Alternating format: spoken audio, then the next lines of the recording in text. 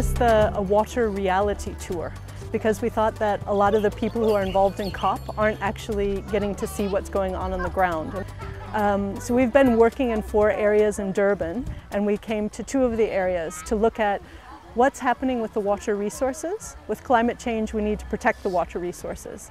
And also looking at how are people adjusting, how are they adapting, what new systems are being put in.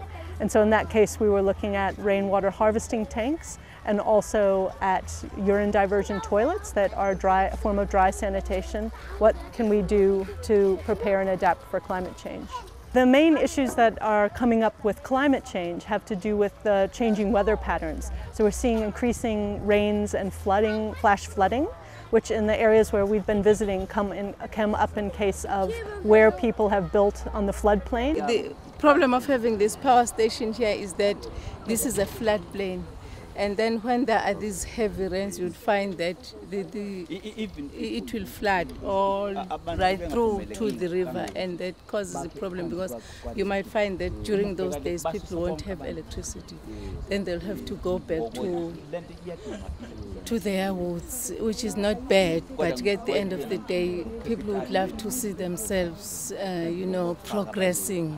Like we believe that when you have electricity in your house and you have water in your yard or inside, that's a progression of your life. But when sometimes you go back to the wood, to the forest to fetch wood, you are feeling like stuck. What we see is that people are desperate for a better quality of life with the changes that have happened post-transition, and that climate change is now slowing that progress down or even threatening to curtail that progress. This whole area is the original wetland, but you'll find that there are people building their houses, and then we don't know how much is this climate change going to in 10 or 20 years to come. And the thing is, what if this rain comes heavily next time, which means that house might be washed away if the river just comes.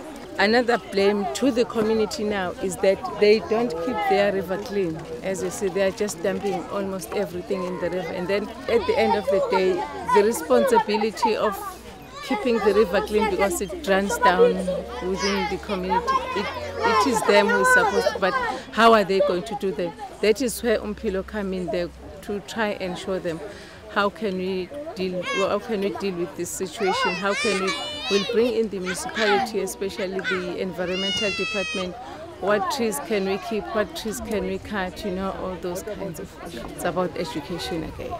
The communities here have plotted out themselves what the issues are, what's coming up, what action is needed.